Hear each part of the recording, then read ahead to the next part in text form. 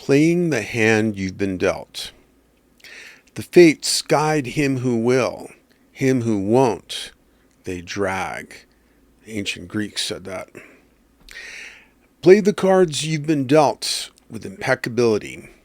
Skillful play involves accepting the cards you have at the moment, a focus that is easily lost if you fantasize about the cards you would have preferred to be dealt. Our incarnation supplies us with long-term cards and a more dynamic flow of short-term cards. Hindus believe karma determines key birth variables: intelligence, physical strength, physical beauty, and social position. In other words, like the family you're born into. The fact that you are reading this indicates that you were dealt into human incarnation. You received a set of cards at birth and are dealt new ones throughout your life. The cards represent resources, inner and outer, opportunities and challenges. Joker and wild cards are dealt as shocks and unexpected events. The unconscious person interprets these cards as good or bad luck. If they get a run of cards they like, they presume upon their luck and gamble disastrously. If they get a run of cards they don't like, they indulge in self-pity, curse their fate, and look to be rescued by new cards. The warrior has a more consistent focus on playing skillfully with whatever the hand is at the moment.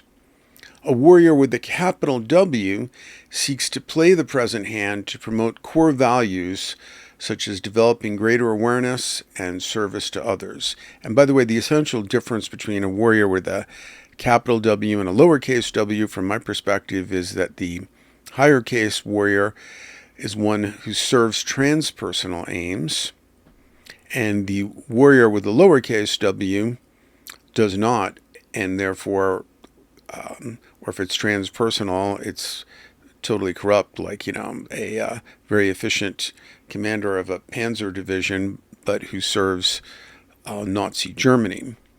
But a lowercase warrior may merely be a mercenary working for whoever the employer is, and without regard to any sort of transpersonal ethics.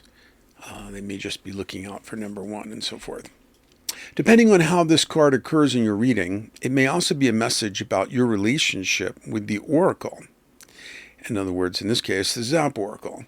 If you've been given cards that tell you what you need to know, but not necessarily what you want to hear, don't keep picking new cards to look for ones more to your liking.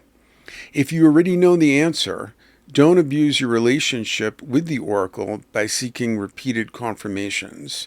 So these classic patterns of poor relationship to oracles, whether the oracle is the tarot, the I Ching, or a magic 8-ball, people classically will keep going back to get a better answer.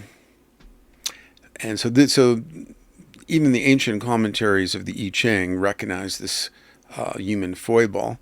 And so, for example, in hexagram number 4 of the I Ching, called Youthful Folly, it says, "It is not I who seek the young fool seeks me. At the first oracle I inform him. If he asks 2 or 3 times, it is importunity.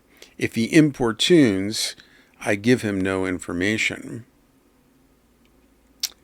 So, play the hand you've been dealt, and don't try and play, and don't be distracted by wishing for cards that aren't on the table.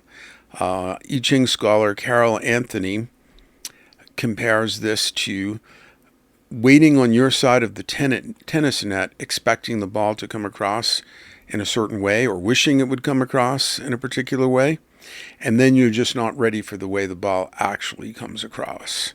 So deal with the cards in front of you right now as effectively as you can from now until bedtime.